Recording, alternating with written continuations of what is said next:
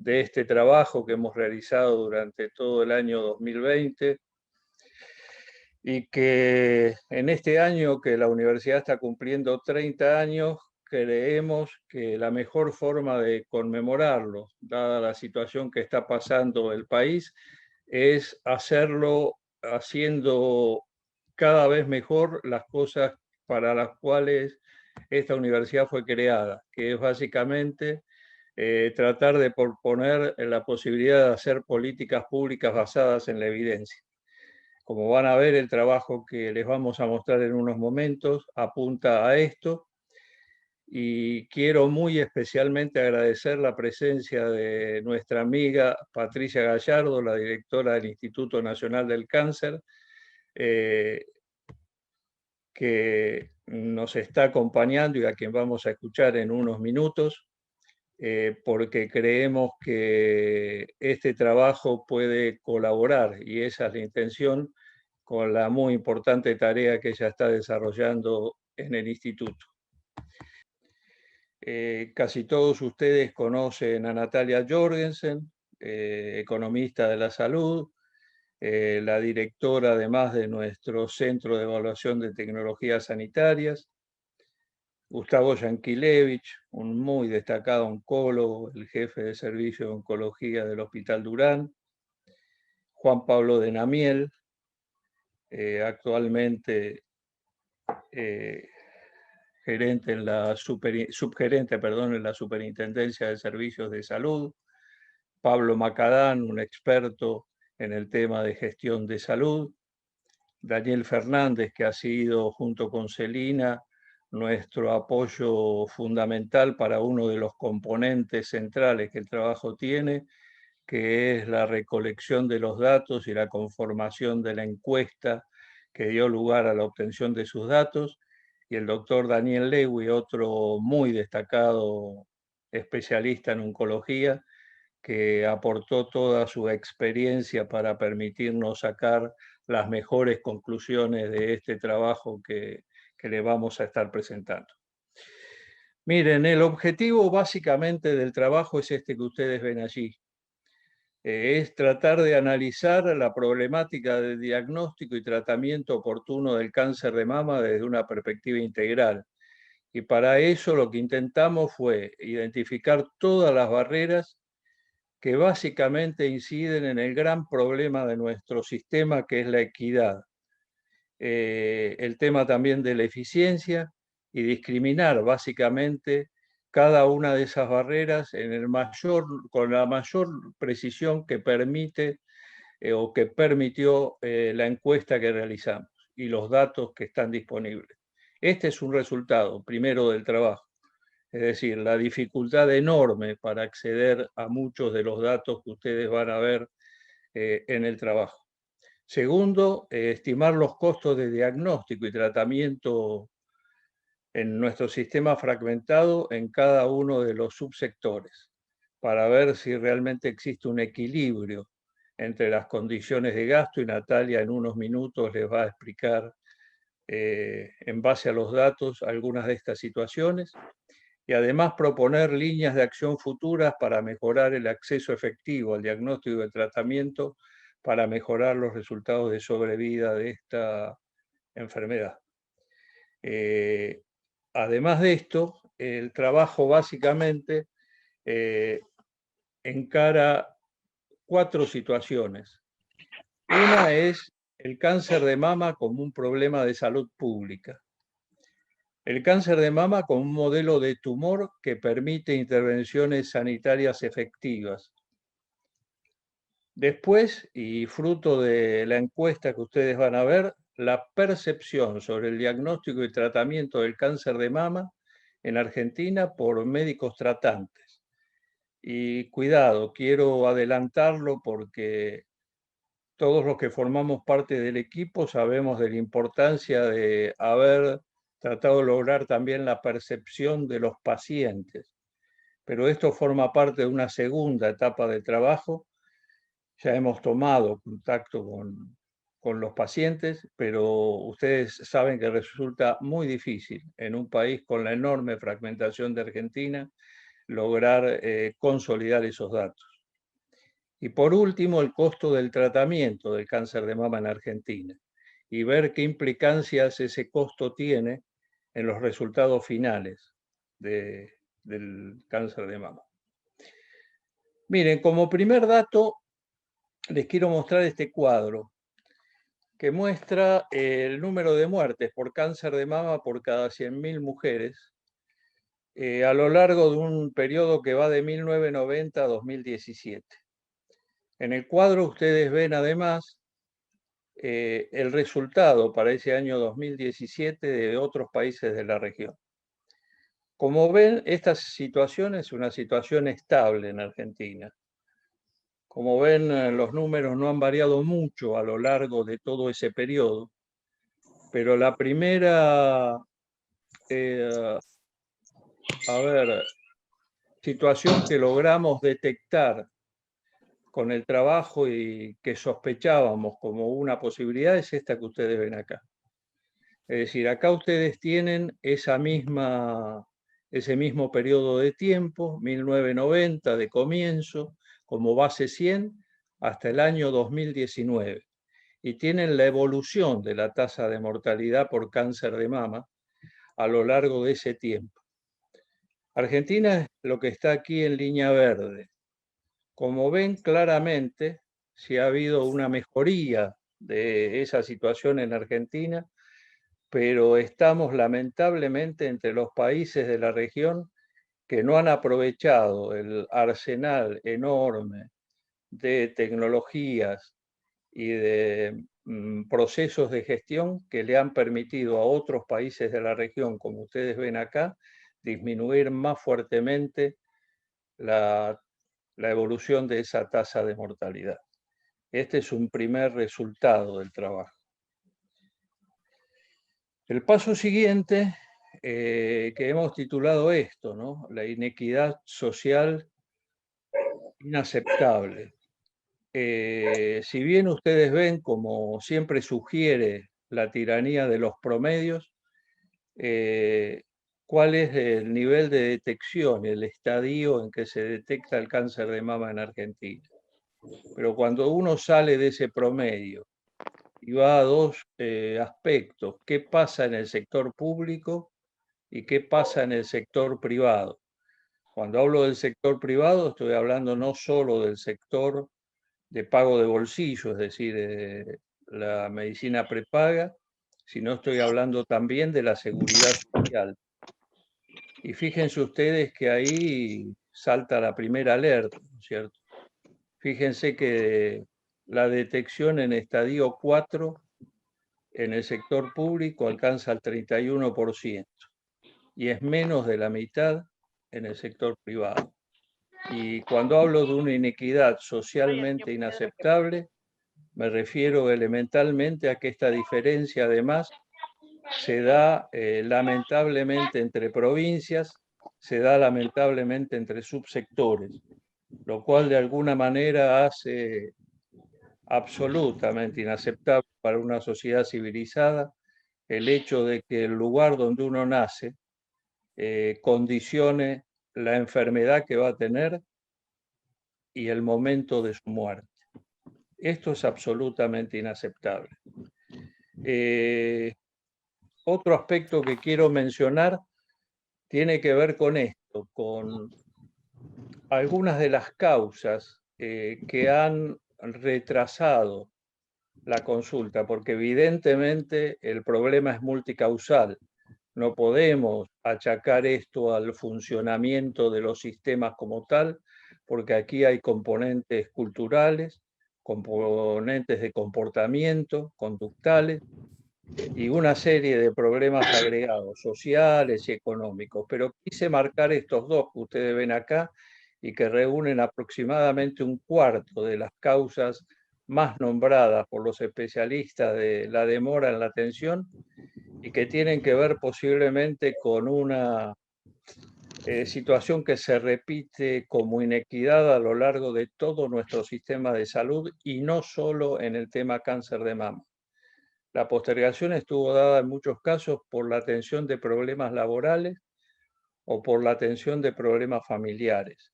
y en estos las mujeres, cuidadoras principales en el sistema, sufren esta situación no solo, como les digo, en el cáncer de mama, sino en la atención de muchas otras dolencias en el sistema de salud. El trabajo intentó reunir lo que ustedes ven en esta imagen. ¿Con qué están relacionadas esas demoras? Fíjense que comparten el primer puesto las razones socioculturales, desde el miedo, desde el temor a la enfermedad, hasta dificultades para comprender la gravedad de la misma, hasta otras que son estructurales y están relacionadas con el propio sistema de salud. Algunas de esas en unos momentos más, el doctor Yankelevich les va a comentar esto con más detalle. Hay problemas comunicacionales, también él va a hablar de esto. Hay problemas administrativos en el centro de atención, los vamos a ver en un minuto. Y otra cosa que realmente preocupa es el peso de las barreras económicas relacionadas con el gasto de bolsillo, que importan un 20% de las barreras. Natalia en unos minutos más les va a hablar de esto, pero también resulta importante poner el ojo en esto porque cuando hablamos de cobertura universal de salud, una de las condiciones básicas es no dejar a nadie atrás y proteger financieramente a cada uno de los ciudadanos. Y esto pareciera no estar sucediendo, por lo menos en términos de equidad en la Argentina. Otro aspecto que todos ustedes conocen muy bien y que hemos resumido en el trabajo tiene que ver con los tiempos de demora en los inicios de los tratamientos, porque esto condiciona el resultado final del cáncer de mama. Recuerden ustedes que la detección tardía implica una diferencia que genera una grieta de entre el 25 y el 85% de posibilidad de sobrevida a los 5 años.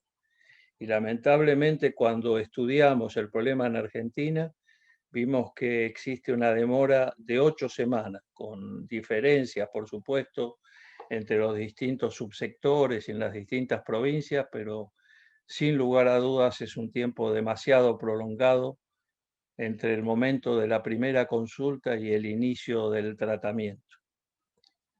El otro aspecto tiene que ver con esto, y esto sí tiene que ver con la eficiencia del sistema.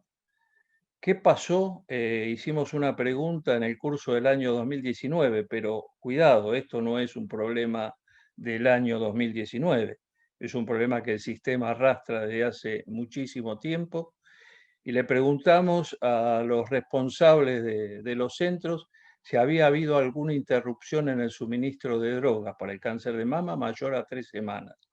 Y fíjese usted que los resultados son contundentes.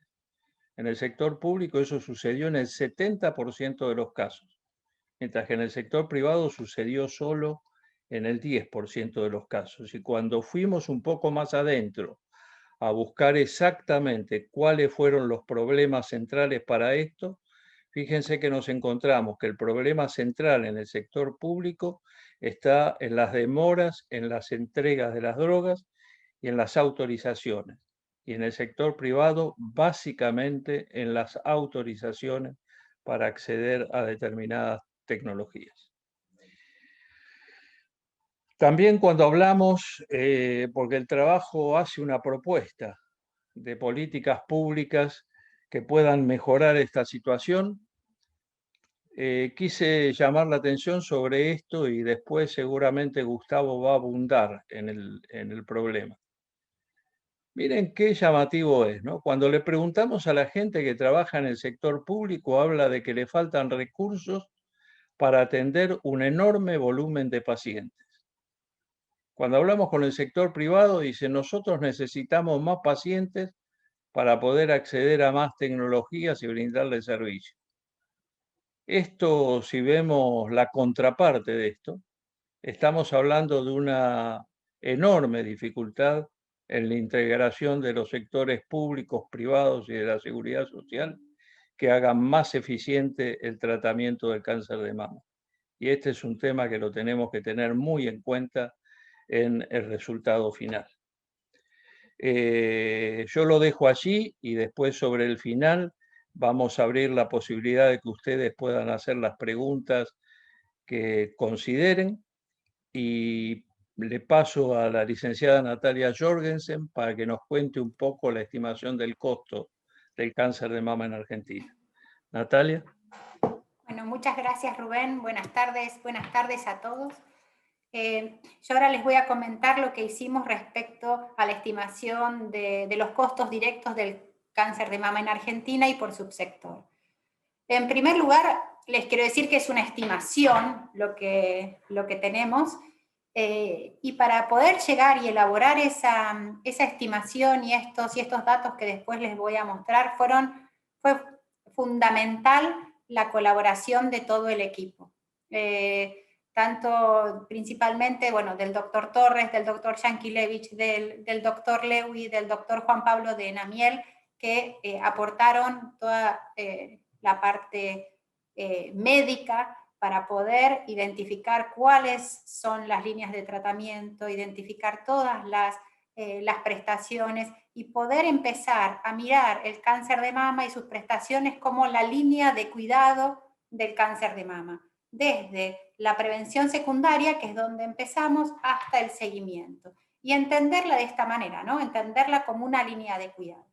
Ahora, para poder después poner números en esas líneas de cuidado, trabajamos conjuntamente con Pablo Macadam, con Celina Spairani, con Daniel Fernández para, digamos, estimar la necesidad y estimar la utilización y luego utilizar y estimar el costo per cápita de cada una de esas prestaciones y por subsectores. Con lo cual fue un trabajo que requirió armar un rompecabezas, y ese armado de rompecabezas lo tratamos de hacer con la mayor precisión que los datos nos daban. Entonces, ¿qué hicimos? Primero, lo que hicimos fue definir la línea de cuidado de cáncer de mama, definir cuáles son esas líneas de tratamiento y lo que le llamamos es las canastas de prestaciones y para cada una de esas líneas de cuidado iban a requerir las mujeres que estuvieran en esos estadios.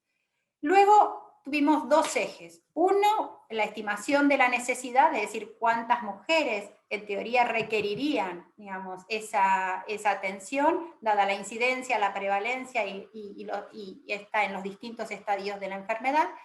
Y por otro lado, las estimaciones de los costos unitarios. ¿Sí? Acá simplemente les hicimos un esquema de cómo llegamos a ese vector de costos totales y costos per cápita, uniendo, ¿no?, estas dos estimaciones y proyecciones que hicimos, tanto de costos unitarios como de utilización.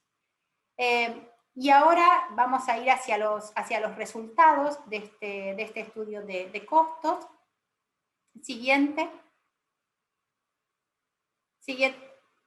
¿Lo puedo pasar yo? Rubén, vamos a ir por partes. Primero acá lo que tenemos es cuál es la estimación de la necesidad de atención por cáncer de mama en cada uno de los subsectores.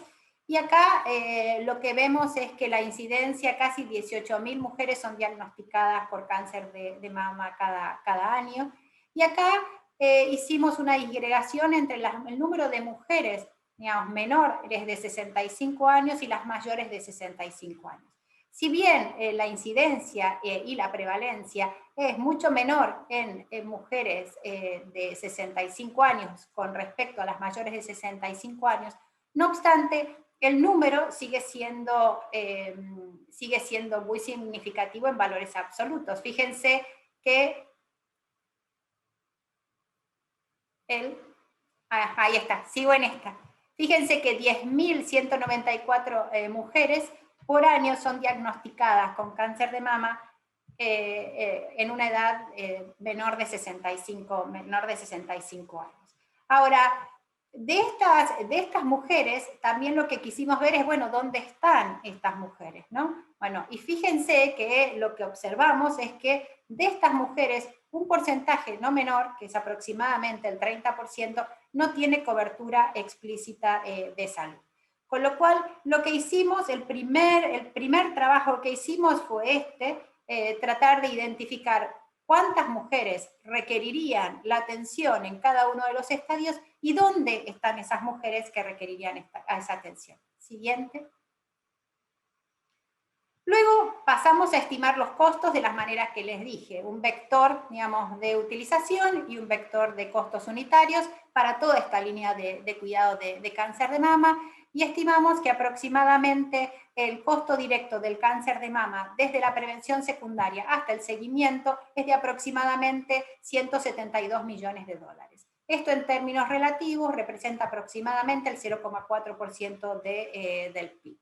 Ahora, nuevamente, cuando abrimos esto por subsectores, lo que vemos es que del total del gasto, el 36% se realiza en el PAMI, el 21% en obras sociales nacionales, el 11% en obras sociales provinciales, el 19% en el sector público y el 12% en el sector privado. Si vamos un poquito más allá y nos preguntamos, bueno, esto en términos, la siguiente, por favor. En términos per cápita, ¿esto cuánto significa? Bueno, esto lo que significa en términos per cápita de mujeres prevalentes con cáncer de mama es aproximadamente $1.160 por mujer con cáncer de mama en el país. $1.160, lo cual es un poco superior que el promedio del gasto per cápita en salud, que está cercano a los $1.000 año. Ahora, fíjense lo siguiente, y si miran, fíjense hacia la derecha, cuáles son las diferencias que hay en el gasto per cápita entre los distintos subsectores. Vamos desde 960 en el sector público hasta más de 1.800 en el sector de prepagas. ¿Esto a qué obedece? Bueno, principalmente obedece a diferencias en los mix de tratamiento. Y la siguiente pregunta que uno se hace es, ¿las diferencias en los mix de tratamientos a qué obedecen? Obedecen a que hay diferencias en la selección, o sea, en las características y en los estadios de las mujeres en los distintos subsectores, obedece, digamos, a que hay tratamientos que no se estaría dando cobertura efectiva de los mismos en alguno de los subsectores. Entonces, ahí todavía, esto es un puntapié inicial como para empezar a hacernos preguntas, ¿no? Y decir, bueno, estas diferencias, ¿a qué se deben? Y por otro lado, la siguiente pregunta es, ¿en qué medida estas diferencias también impactan sobre la sobrevida a 5 años y en la mortalidad de cáncer de mama? Siguiente. Y acá lo que vemos entonces es, bueno, ¿en qué se está invirtiendo, ¿no? ¿En qué tipo de tratamiento? Ya veíamos, lo mostraba el doctor Torres en un inicio, digamos que los estadios avanzados y el diagnóstico tardío del cáncer de mama es aproximadamente el 18%, y además ese porcentaje se ve incrementado en el sector público respecto al sector de prepagas. ¿Eso se observa o cómo impacta luego en lo que es el costo de tratamiento? Bueno, eso impacta porque fíjense que los estadios 2 y estadios 3 son terapias avanzadas de muy alto costo, ¿sí? En relación a, digamos, las terapias de primera línea en quimioterapia y hormonoterapia. Con lo cual, cuanto más tarde lleguen las mujeres al sistema para ser tratadas, cuanto más lleguen en estadios más avanzados, no solamente tiene un impacto sobre su sobrevida y sobre su calidad de vida, sino que también tiene un impacto sobre los requerimientos y las necesidades de recursos de todo el sector para dar respuesta a estas mujeres. Acá lo que estamos viendo, fíjense, En color violeta son los tratamientos para estadios avanzados, excepto sin tener en cuenta quimioterapia. Y fíjense el peso que tienen dentro del costo total. Y acá lo otro que se ve es que el peso es menor en el sector público que en los otros subsectores. O sea, el sector por las mujeres que son tratadas, el mix de tratamiento que tienen las mujeres que están siendo tratadas en el sector público es distinto al que estarían teniendo las mujeres que están siendo tratadas en los otros subsectores. Lo otro que surge también y que nos surgió en el trabajo es el relativo bajo peso específico que tiene la prevención secundaria y el diagnóstico en el costo total del tratamiento, de prevención secundaria, tratamiento y diagnóstico de cáncer de mama. Con lo cual, lo que vemos y cómo lo analizamos, cuando lo analizamos, no solamente tenemos en cuenta los costos, sino que tratamos también de abordar el beneficio en salud que esa inversión que realizamos va a generar. Y acá es donde nos encontramos y de vuelta nos generamos la pregunta de decir, bueno, ¿estamos asignando los recursos de manera eficiente y equitativa? ¿Estamos asignando los recursos de manera tal que están dando el mayor valor en salud? ¿O hay que repensar la asignación de los recursos en cáncer de mama, como decía Rubén, hacia asignaciones más eficientes y hacia poder abordar más tempranamente la enfermedad? Siguiente.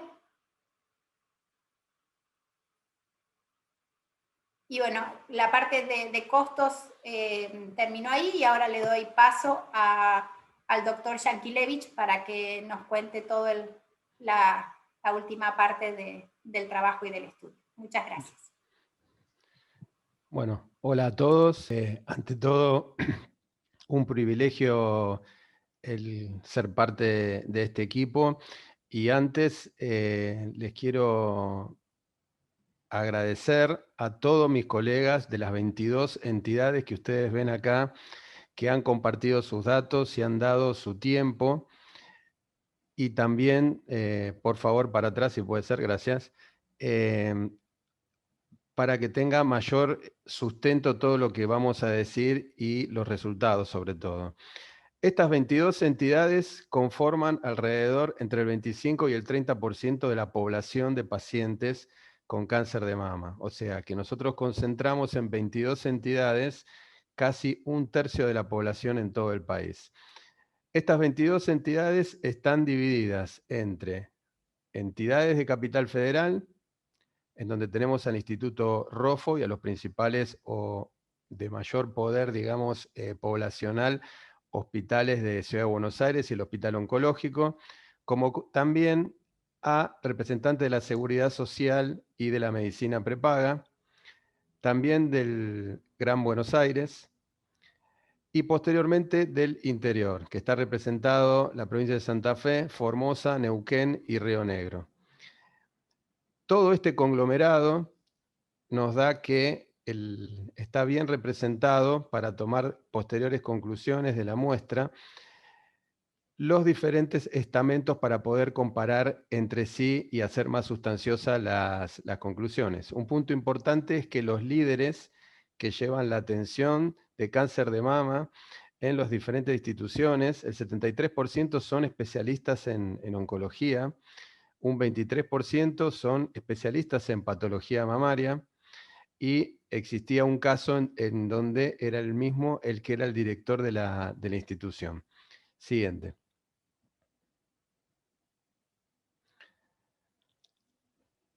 Si bien ustedes en el documento final van a encontrar muchos detalles acerca de la población atendida, hay dos puntos que son descollantes en cuanto a la visibilidad de diferentes poblaciones que estamos tratando y cómo impacta no solamente la enfermedad, la vida cotidiana que tienen las mujeres y algún hombre que tienen este tumor. Como decía el doctor Torres, prácticamente se duplica la cantidad de pacientes con estadio 4 en el sector público. Ahora bien, si uno tiene una visión de dron y ve todo, en realidad vamos a ver que 2 de cada 3 pacientes que se atienden en el sector público es de estadio 3 o 4, o sea que tiene mucho volumen de enfermedad, llegan con mucho volumen de enfermedad. En tanto, este sucede en 1 cada 4 cuando nosotros vamos al sector privado. Si nosotros nos remitimos al estadio 1, al inicial, que tiene una tasa de sobrevida mayor al 90%, vemos que más del 40% se da en el sector privado contra menos de la mitad en el sector público, que es el 17%.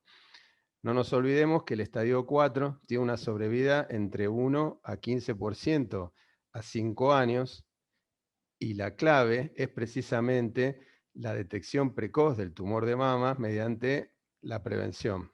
Entonces, claramente, algo nos está indicando de cómo llegan nuestras mujeres al sector público y cómo llegan nuestras mujeres en el sector privado.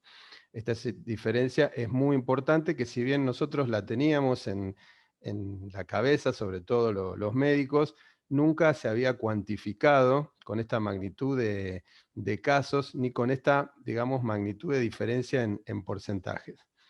Otro punto importante es que en la vida cotidiana de la mujer en la Argentina, sobre todo hoy en día, que tiene múltiples roles, la de atrás, por favor, vamos a encontrar de que mucha parte del tiempo que tiene que ver con el tratamiento o con las consultas o con los diagnósticos, más del 55% del sector público y más del 45% del sector privado, tiene que ver con el viaje de una a otra jurisdicción. Esto no es solamente en el AMBA, sino que se repite a lo largo de todo el país. Y uno tiene que tomarlo en cuenta cuando ve los costos indirectos, que es lo que decía un poco Natalia antes, y cómo nosotros protegemos a esas familias y esas mujeres para que puedan cumplir en tiempo y forma el tratamiento. Siguiente.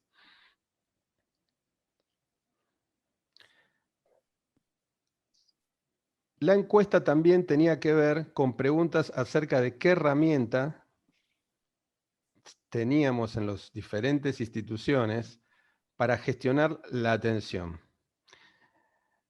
Nos llevamos, no sé si llamarlo sorpresa, pero por lo menos un baño de realidad en donde las instituciones que utilizaban material educativo, que esto no es solamente del servicio de oncología o de cirugía, eran escasos. Era un 20% en el sector público y un 38% en el privado. Cuando yo hablo material educativo, tiene que ver con información que es muy valiosa que el paciente se lleve a su casa, en un formato de papel o en un formato virtual, que vamos a volver sobre este punto.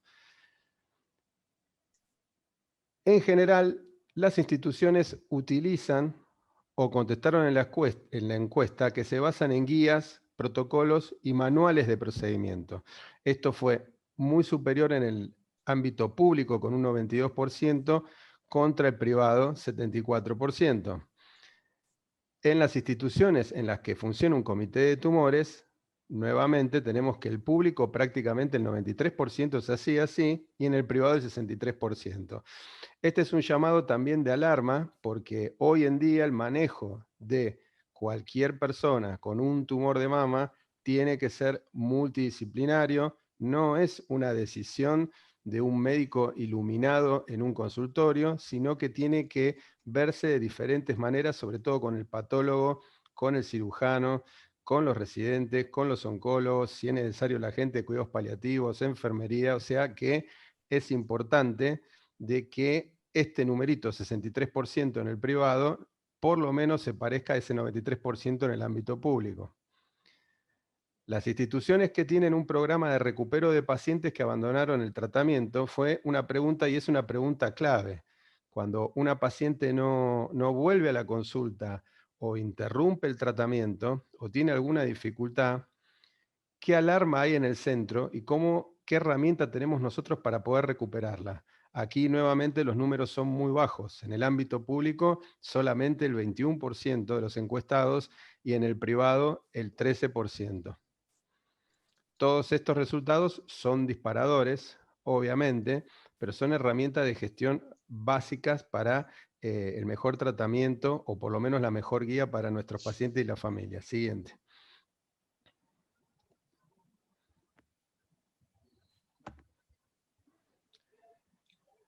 Otro punto importante tiene que ver con la conducta prescriptiva. Estamos hablando año 2019 y la encuesta hecha durante el año 2020. Ante la pregunta si considera de que su conducta prescriptiva, en el caso de cáncer de mama, podría ser distinta en un escenario ideal sin restricciones económicas de cobertura, en el ámbito público el 70% contestó que sí, cambiaría la prescripción, mientras que en el privado era del 12%.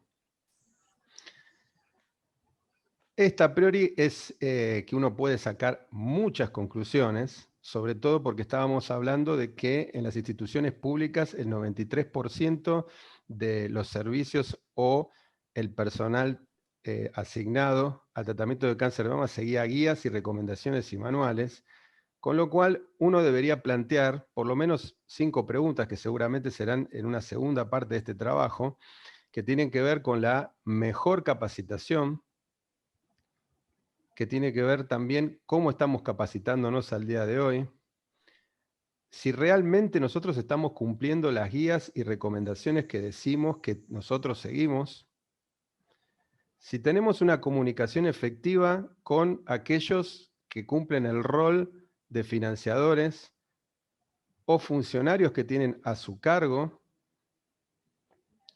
todo lo que son bancos de drogas o esferas de decisión. Esto tiene que ver también con la esfera bioética. ¿Qué pasa cuando yo sé que tengo que indicar cierto tratamiento o una paciente que tiene que hacerse algún estudio en este momento y yo no puedo hacerlo? Y también que no ha llegado al sector público, pero sí que tiene que ver más con el sector privado, la esfera de los reclamos judiciales. Pero esto es una pregunta clave para uno posteriormente, en un segundo trabajo, tratar de capilarizarla en cuanto a contestarla. Siguiente.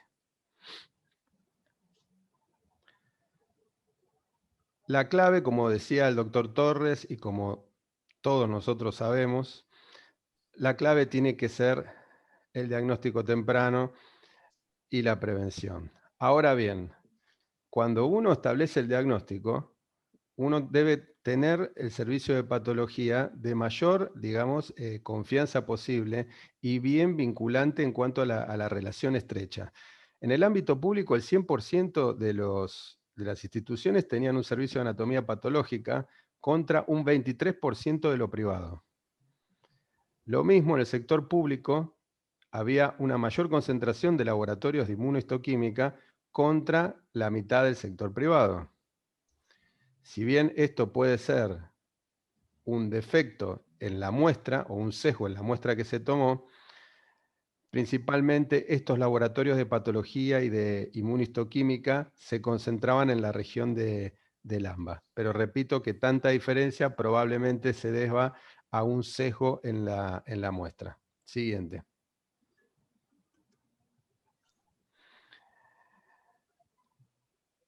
La institución habitualmente realiza el examen de anatomía patológica para cáncer de mama en el ámbito público. En cambio, o sea que está centralizado. Muchas veces cuando hay segundas consultas o nuevos pacientes, uno tiende a que el servicio de patología en la institución vea el preparado. El correcto diagnóstico y la correcta inmunohistoquímica son claves para el buen tratamiento de los pacientes. Sin embargo, cuando uno va al sector privado, al parecer hay una descentralización en servicios externos de patología. Y esto es muy importante porque debemos señalar una primera divergencia entre los dos sectores, que es la mayor fragmentación de la atención en el sector privado que en el público, ya que el paciente puede elegir con mayor libertad dónde realizar las diferentes etapas de atención. Es decir, al momento de realizar la mamografía, la cirugía, la radioterapia, etc., el paciente del sector privado tiene muchas opciones de prestadores que le proporciona su financiador. Lo contrario ocurre con la radioterapia, por ejemplo. La radioterapia en el AMBA es en menos de 5 lugares, o sea que está muy concentrado, a diferencia de lo que ocurre en el mundo privado. Entonces, uno podría preguntarse qué es mejor, si centralizar los servicios o los recursos o descentralizarlos. Siguiente. Una también de las pautas que se ve, la anterior, por favor. Uno de los resultados tal vez más importantes que se ve en el trabajo es que no es que se trate de centralizar contra descentralizar, sino de articular e integrar redes y recursos entre los diferentes subsectores. Uno de los grandes fracasos, aunque suene fuerte la palabra, es que no hemos podido lograr integrar y articular esos diferentes subsectores para un indicador o un objetivo común. O sea, lugares que tienen 5 resonadores en 10 cuadras contra provincias enteras que o no lo tienen o tienen uno solo, para dar una idea y parafraseando al doctor Torres. Siguiente. La prevención es no solamente muy importante, sino que yo diría que la educación es la mejor medicina. Y aquí tenemos también algo que nos está pasando. La educación efectiva hacia la población que más lo necesita. Esto lo hablo desde la institución hacia las mujeres, hablando de cáncer de mama. Las instituciones que utilizan el material educativo, como vimos antes, son porcentajes bajos, tanto a nivel público como privado. Que esto no depende de un servicio en especial, sino que tiene que ver con una política de salud que tiene la institución con su población. Si uno va hacia la detección temprana y a la prevención o los métodos de tamizaje, las instituciones que consideran adecuada la disponibilidad de equipo de imágenes es un 73%, que no es un número despreciable. En el sector público un 62% y en el privado 88%. Entonces, uno a priori podría decir que hay recursos físicos adecuados, pero cuando la siguiente pregunta dice instituciones en las que pocas veces el mamógrafo está fuera de servicio, vemos que solamente 1 de cada 3 instituciones el mamógrafo tiene una continuidad, digamos, en sus operaciones, con lo cual acá emerge la calidad y el mantenimiento de los equipos. Bueno, hasta aquí yo les agradezco la atención y el tiempo de los hallazgos de la encuesta y después, bueno, podemos desarrollarlo con las preguntas. Bueno, muchísimas gracias, Gustavo. Patricia, nuevamente muchas gracias por acompañarnos y te dejamos en uso de la palabra. Bueno, buenas tardes a todas y todos. La verdad que muchas gracias por la invitación y felicito a todo el equipo de salud por la investigación. Para los que trabajamos en la prevención y el diagnóstico oportuno de cáncer es fundamental promover la investigación, la obtención de datos y este análisis tan importante que han venido haciendo en cada una de las presentaciones, Rubén, desde vos, Natalia, y el doctor en su última presentación. Esto es un desafío que implica a todos los actores y todos los actores involucrados en el diagnóstico. Lo que buscamos es que a nivel federal, no importa donde nosotras vivamos, mujeres, sabemos que nuestro rol de cuidadoras muchas veces nos exige y nos quita más tiempo, o ese rol social que también tenemos y por barreras culturales.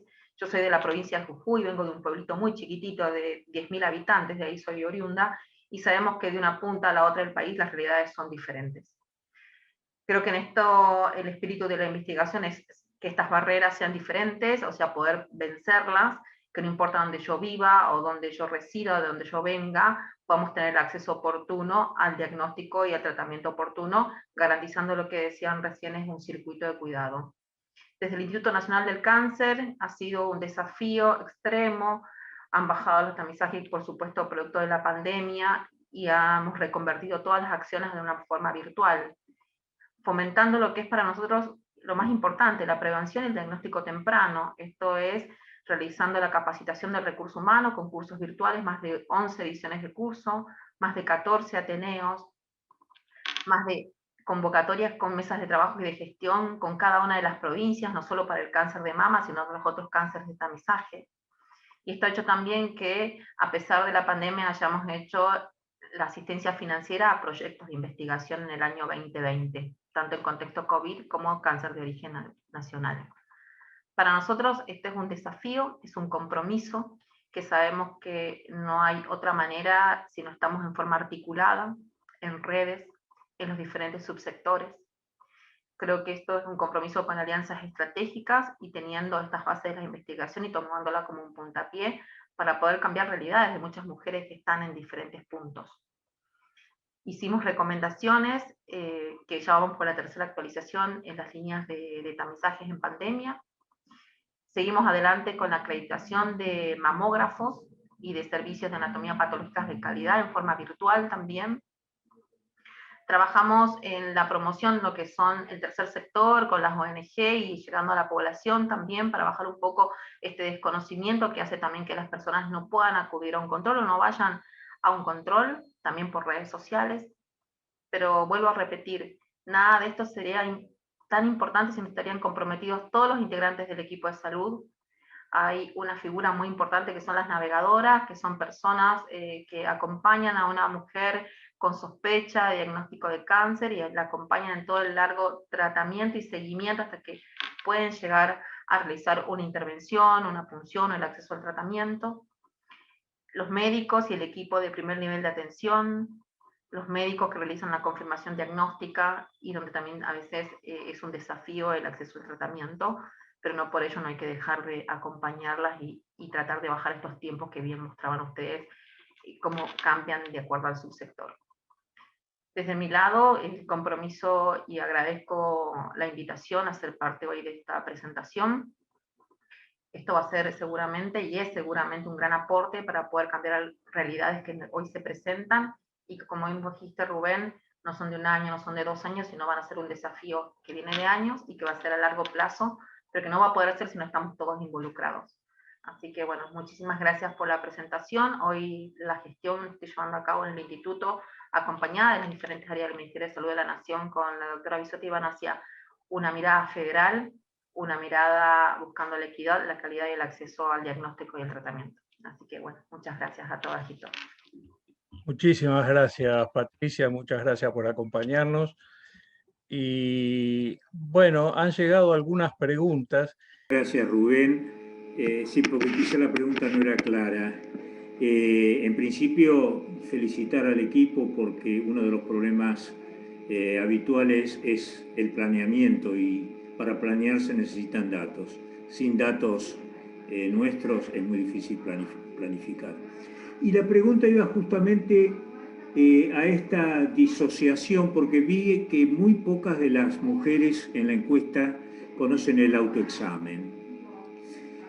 Yo creo que en parte esa es una de las grandes preguntas. ¿Nosotros tenemos que seguir las recomendaciones internacionales de diagnóstico precoz del cáncer de mama?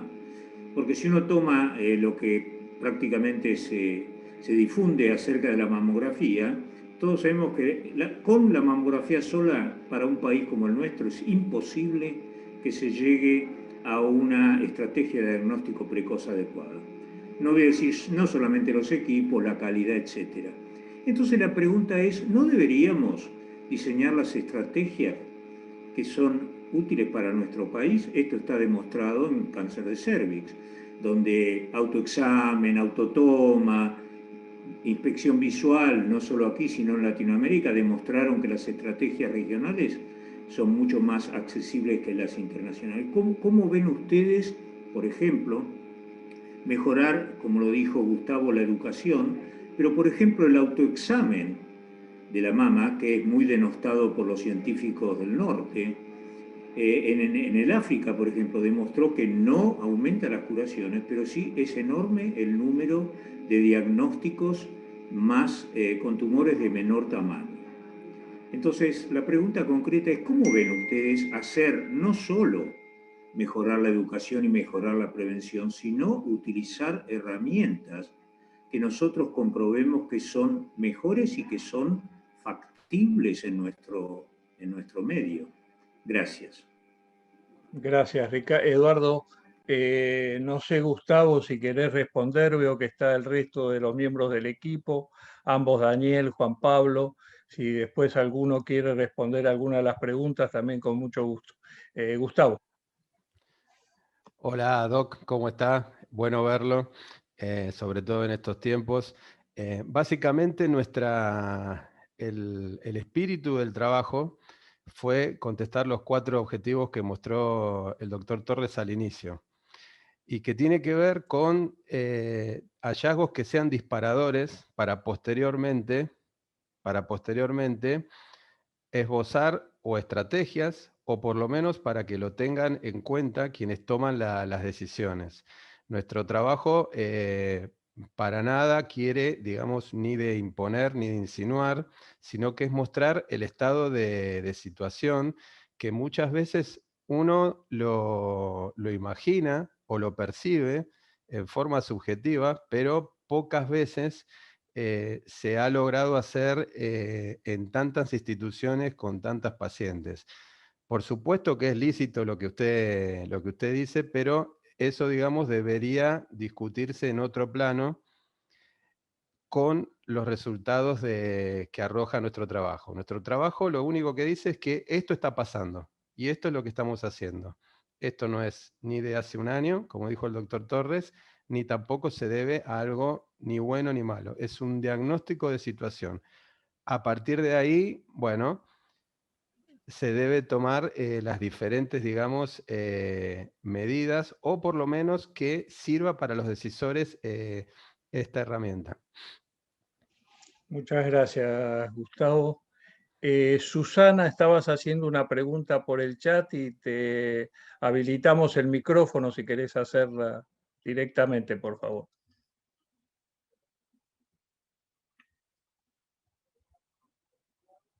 Susana, no te anda el micrófono. A ver, te vamos a habilitar, a ver si podemos. Ahora. Bueno, parece que, Luciano, si me podés apoyar, si podés habilitar el micrófono de Susana. Hola, ¿se escucha? Ahora sí, perfectamente, Susana. Genial.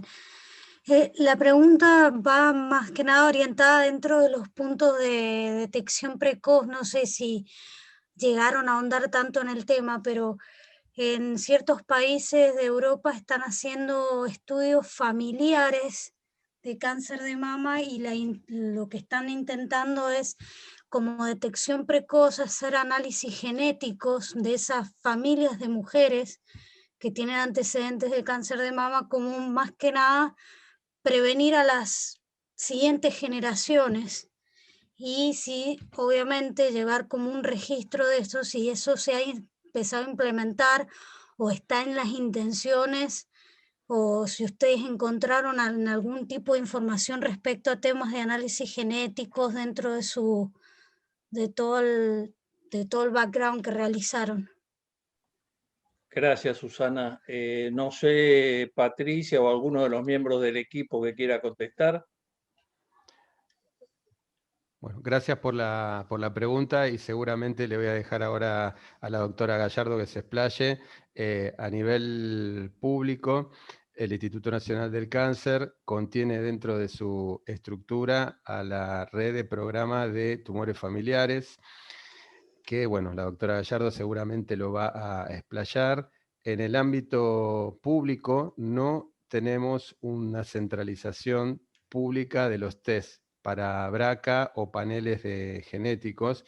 Si bien tenemos lugares de primer nivel como en ANLIS y tenemos nuestro CONICET, es una de las grandes faltantes que surgen como opiniones en la encuesta, la falta de desarrollo de medicina de precisión, que yo creo que en la Argentina, no es que yo lo crea, sino es el equipo, se debe más a la falta de articulaciones de los recursos existentes entre los subsectores, más que el que no lo haya. Pero hoy en día en el AMBA no hay un lugar público que usted pueda referir las muestras, si bien tenemos, gracias al programa de medicina familiar y a aquellas personas ya formadas para consejo genético, la individualización de grupos y familias de alto riesgo.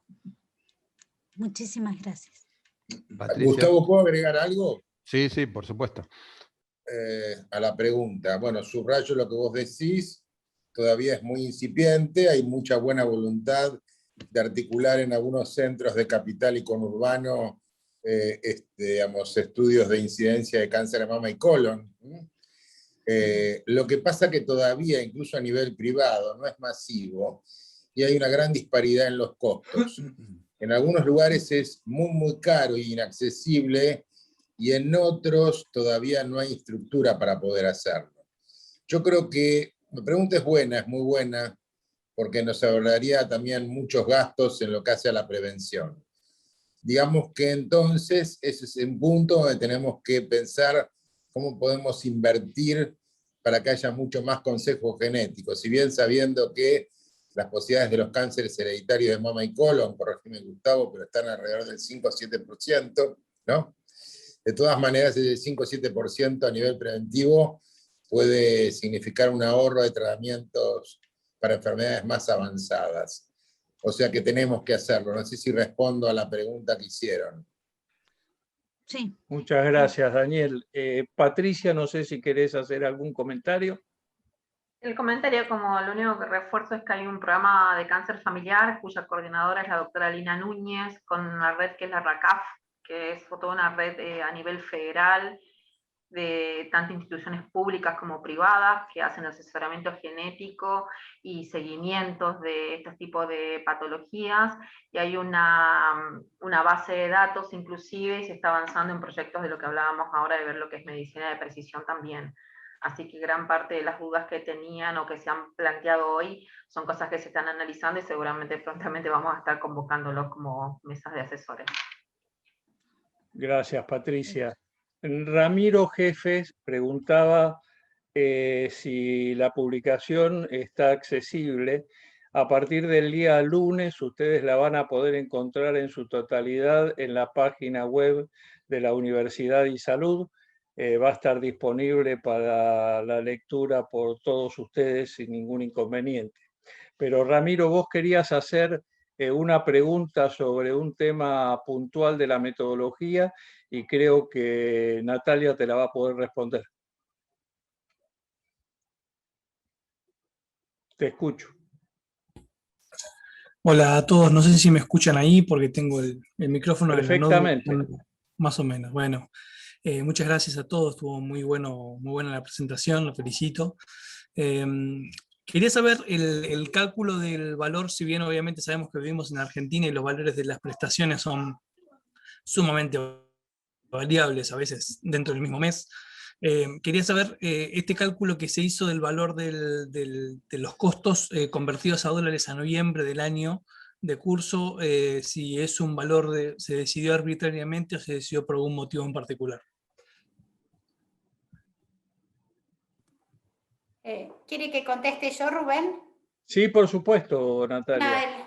El valor del dólar a esa fecha fue porque fue el corte en el momento en que estábamos haciendo el trabajo, y también los precios que tomamos fueron todos precios de noviembre, de la misma fecha, con lo cual precios y el valor del tipo de cambio todo fue a una misma fecha. Por eso. La realidad es que hay un tema en Argentina, los costos generalmente, lo que sí sabemos es que tienden a subir los precios, ¿no? O sea, y que el dólar también tiende a subir. O sea, entonces tomamos el corte de los precios en moneda local a la última fecha disponible y los llevamos a dólares en esa fecha disponible. Gracias, Natalia. La doctora María Inés Bianconi quería hacer un comentario. Y yo después, Rubén, quiero contestar una pregunta que hay en el chat. Sí, cómo no, cómo no. Doctora Bianconi. Gracias por el espacio. Sí, le preguntaba, pero me contó el doctor Yankelevich por privado cómo había sido el acceso de datos, porque el registro del público es por el CIGEOS, y bueno, me interesaba saber cómo se datos y me dijo que fue entregado por cada institución particularmente. Así que muchas gracias. Y ahí, Rubén, ¿puedo agregar una pequeña... Cómo no, Natalia, adelante. Lo que nos dimos cuenta en este trabajo es que todavía hace falta un esfuerzo mayor para coordinar también los datos de los distintos subsectores. Nos fue muy, muy difícil llegar a una estimación del número de mujeres que estén en cada uno de esos estadios. O sea, por eso dijimos al principio que son estimaciones. Y también nos fue muy difícil alcanzar o llegar a cuáles son las prestaciones que estarían en promedio recibiendo esas mujeres. Entonces, los datos, ¿de dónde los tomamos? Tomamos datos de los bancos de drogas, tomamos datos de reportes de consumos de medicamentos, digamos, de información que nos suministraron droguerías y financiadores, tomamos también datos, digamos, de reportes de atención de cirugías y de consultas también de distintos financiadores y otras que estuvieran publicadas. O sea, literalmente tuvimos que armar un rompecabezas que por supuesto es mejorable. Creemos que esto es el puntapié inicial, digamos, para que empecemos a trabajar más sistemáticamente en la generación de datos. Gracias, Natalia. Patricia, vos querías hacer un comentario. Sí, había una consulta sobre CISTAN. Yo les quiero contar, para que sepan, me parece, lo que es el CISTAN es uno de los registros que tenemos, se llama el sistema de tamizaje, donde se cargan los estudios de tamizaje de los 3 principales tumores: mama, cervicuterino y colorectal. Lo que se hace es lo de tamizaje, no hace lo de tratamiento. El tratamiento tenemos otro registro que es el RITA, el Registro Institucional de Tumores de Argentina. Y después tenemos un tercer registro que es el registro oncopediátrico, el ROA. Lo que estamos buscando, lo que explicaba Natalia, la dificultad a veces de poder tener un hilo conductor, es buscar unificación de datos, y estamos trabajando en eso, porque es muy importante en esto que hay tanto subsector, poder tener la mayor cantidad de datos y todos centralizados. La implementación que tiene el CISTAN es el 90% de las partes públicas y un 10% de la parte privada. Gracias. Gracias, Patricia. No sé si hay alguna otra pregunta. Zulma Ortiz, veo que estás allí haciendo una pregunta, querida Zulma. Si querés hacerla verbalmente, adelante, por favor. Gracias, Rubén. Y aprovecho entonces para felicitarlos también por el trabajo. La verdad que denota un esfuerzo enorme por tener datos y, como se dijo, un buen inicio, ¿no? De acuerdo a la presentación, sobre todo que hizo Gustavo, en relación a los respondedores, a juicio de ustedes, cuando tienen que definir el alcance de los hallazgos, ¿hasta dónde arriesgan, ¿no? Bueno, estas cosas que por el tipo de estudio, ¿hasta dónde arriesgarían? Sería la pregunta. Y tal vez también inclusive por componentes, en tanto seguramente que Natalia puede tener una apreciación diferente a la de Gustavo y Daniel y el resto del equipo, ¿no? A ver, una primera respuesta, Zulma. La intención, vos sabés mejor que nadie la enorme dificultad que significa recolectar datos en Argentina, y es un tema que sin duda pone trabas a veces al desarrollo de las políticas públicas, y seguramente Patricia sabe y sufre el tema personalmente en estos momentos. La intención nuestra fue tratar de juntar el mayor número de datos posible y sacar una foto de la situación del cáncer de mama en la Argentina hoy. Yo no te podría responder esto, pero me parece que la muestra es suficientemente sustantiva como para mostrar básicamente las 2 o 3 cosas que nosotros nos proponíamos. Primero, la inequidad en el acceso. Primero, las diferencias que existen entre los subsectores y, como dije al principio, una cosa que es inadmisible para una sociedad civilizada, que el lugar donde uno nace marque la enfermedad que va a tener o el momento en que va a morir, ¿verdad? Y eso creo que es lo más importante. No sé si los muchachos del equipo, Daniel, los encuestadores, Gustavo, Natalia, quieren hacer otro comentario al respecto. Hola, Zulma. Bueno verte también. En realidad, este trabajo estuvo hecho, además de la metodología, por la confianza y la transparencia que se les brindó a la gente que participaba. Bien claro para qué eran los objetivos, para qué necesitábamos la encuesta. Yo creo que es un inicio solamente en donde vos vas a capilarizar hallazgos que has encontrado, algunos más, tal vez más impactantes que otros, pero lo que decía, además de lo que decía Rubén, tiene que ver que hoy podemos decir cuánto cuesta un cáncer de mama, una paciente de un cáncer de mama en la Argentina, en el caso que haya que asignar recursos, o ciertas diferencias que se dan en algunas poblaciones, o sin criticar cómo podemos mejorar y desarrollar esa información, o la prevención, o cómo apoyar tanto políticas públicas como de ONG, o como de grupo de pacientes, o a los propios médicos que estamos muy vapuleados por todo lo que es el COVID-19. El alcance verdaderamente es cumplir los objetivos, que son títulos, que son groseros, pero que uno les pone números, entonces como que suena más fuerte.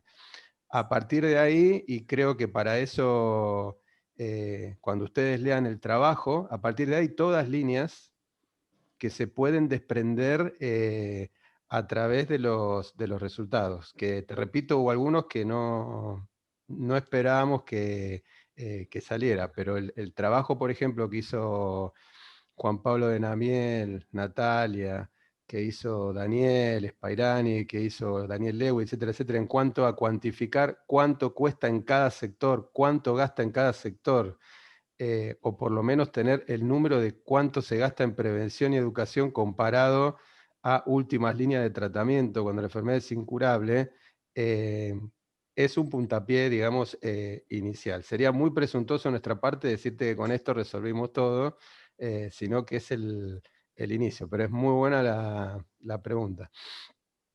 Natalia. ¿Puedo agregar algo, Rubén? Sí, Daniel, por favor. Como conclusión. Primero, que es un honor haber participado en este trabajo, por el trabajo en sí. Segundo, esto es inédito. No hay un trabajo como este antes. Es un trabajo revelador en cifras, revelador en números. Puede ser un puntapié, seguramente después se va a seguir, pero si uno compara este trabajo con otros de otros países, realmente el trabajo fue impecable, es un trabajo impecable, es un sinceramiento con todos los números. No había un trabajo hasta ahora así. Cuando me invitaron a participar, a mí realmente me produjo un cierto escozor si uno podía dar tanta información. Ahora, con la presentación que hicieron los tres ponentes, me doy cuenta que realmente estamos muy al mejor nivel de cualquier país desarrollado que quiere tener números. Y como los números son lo que mandan el mundo, creo que este trabajo es tan importante que hasta incluso podría servir para otras patologías oncológicas también, si uno tiene esos criterios. Así que bueno, bienvenido, el trabajo es original, el trabajo es muy honesto y muchas gracias por haberme permitido participar, a todo el grupo. Gracias, Daniel, fue un honor para nosotros que participaras. Natalia. Genial tu pregunta, y yo creo que si nos preguntás, si te respondemos cada uno de los miembros del equipo, vamos a tener esas opiniones y esas miradas distintas sin lugar a dudas, ¿no? Creo que para salvar esto que vos estás diciendo del tema de la representatividad y cómo poder alcanzar, digamos, la dificultad que uno tiene en llegar a los datos, es por eso que hicimos finalmente un trabajo cual y cuantitativo. Entonces, lo transformamos por ahí en lo que vos decís de las investigaciones translacionales. Entonces, en el equipo tenés médicos, oncólogos, tenés un sanitarista, hay hasta una abogada, o sea, dedicada a política pública. Médicos que están en todo lo que es el ente regulador, economistas, porque la dificultad que hay de poder llegar a conclusiones y que sean representativas solamente utilizando técnicas cuantitativas, con los datos que tenemos es imposible. Y desde el punto de vista cualitativo, también, o sea, la realidad es que lo que obtuvimos fue un gran apoyo y una generosidad enorme de todos aquellos profesionales que participaron en las entrevistas y en la encuesta para poder obtener cualitativamente lo que con datos cualitativos no íbamos a llegar. Solo eso. Pero si le preguntás a Daniel, que es nuestro licenciado en estadística, que nos peleábamos todo el tiempo porque él quería, digamos, más encuestas, un tamaño de muestra más grande, que fuéramos mucho más rigurosos, va a ser mucho más duro con la respuesta. No sé si Daniel está por ahí también, en el Zoom. Que él es el especialista, digamos, que nos guió en toda la parte del armado de la encuesta, el diseño y también en su implementación, junto con Celina. Igualmente. Gracias, Natalia. Sí, cuando comenzamos apareció el trabajo... el culpable, estaba ahí. Aquí navegamos entre lo que queríamos hacer y lo posible. Y bueno, hicimos lo posible, creo que llegamos a una muestra que está representada en ese cuadro que presentó el doctor Yankelevich. Ahí está toda nuestra zona de trabajo y en principio podemos decir que nuestras conclusiones se deberían remitir a ese ámbito con una gran importancia del AMBA, con una poca importancia quizás del interior, pero bueno, es como decía Natalia, es un trabajo cuantitativo, exploratorio, y creo que sirve mucho. Algunas conclusiones se pueden generalizar, ¿no? Porque va más allá del ámbito o de la muestra. Gracias, Daniel. Zulma, ¿querías hacer un comentario? No, que definitivamente, bueno, coincido con los comentarios que hicieron en el sentido de la importancia que tiene la evidencia. Entonces, cómo a partir inclusive de lo que vos planteaste, cuando no hay esa información, bueno, uno la aprovecha al máximo y puede darse ese lujo de extenderlo a un alcance nacional. Yo sobre todo quería reafirmar, porque entonces, habiéndolos escuchado, uno también se permite licencias en el uso, lo que va a hacer este recurso. Iba la pregunta y no de ninguna manera crítico, muy por el contrario, sino escucharlos a uno le da más seguridad al momento de utilizar la información. Gracias. Gracias a vos, Zulma. Eduardo, preguntás cosas difíciles. Eduardo Casap nos pregunta si hay lugar para una propuesta futuro. Bueno, la intención del trabajo estuvo fundada en esta, Eduardo. Es decir, nosotros creemos en la política basada en evidencia. Y aquí lo que estamos haciendo, o lo que hicimos, fue obtener evidencias. Y las evidencias dicen algunas cosas que, bueno, después habrá que resolverlas en el campo de la política sanitaria. Una de ellas es, por ejemplo, el tema que quedó muy claro de la integración de las redes. La integración de las redes es una política que la OMS y la OPS vienen planteando desde hace años. Bueno, quedó claramente demostrado que en Argentina tenemos que recorrer un largo camino para esto todavía. Así que evidentemente como esa hay muchas otras propuestas que el trabajo incluye, pero no quisimos abundar en esto. Lo que quisimos es poner una herramienta en manos de quienes tienen la posibilidad de tomar decisiones y por supuesto, como siempre, estamos dispuestos a apoyar para que se puedan llevar a cabo. Muchas gracias, Rubén, pero entonces justamente, porque me quedé pensando después de realmente tener datos de la evidencia del mundo real y en otras, digamos, documentaciones recientes varios de los que están acá participaron en el ICCI, en el cual se hicieron, junto con Harvard, propuestas para el sistema de salud. Entonces me gustaría preguntarle a la doctora Gallardo, ya que la base, yo creo, del control de cáncer en la Argentina tiene un eje rector que es el Instituto Nacional del Cáncer. Y eso se basa en un plan, o sea, datos y un plan. ¿Sería factible que con los datos que ahora aparecen y son muy, muy duros y confiables, más otros datos que hay, revisar o actualizar el Plan Nacional de Cáncer con una ya visión más completa que en el inicio anterior? Porque eso sería realmente una forma de que converjan las distintas informaciones y datos recientes en un eje central que es el que de alguna manera coordina en la Argentina. Doctora, ¿es posible esto? Absolutamente es posible, no solo los datos, que es fundamental, como lo vienen diciendo Natalia y Rubén, sino también el contexto en el que estamos. Un plan que se diseñó en un momento diferente al que estamos viviendo cambia totalmente el contexto. Y cambia el contexto, más allá de que tenemos una realidad muy diferente a lo largo del país, como les decía recién, en diferentes jurisdicciones, los datos son diferentes y suman y aportan.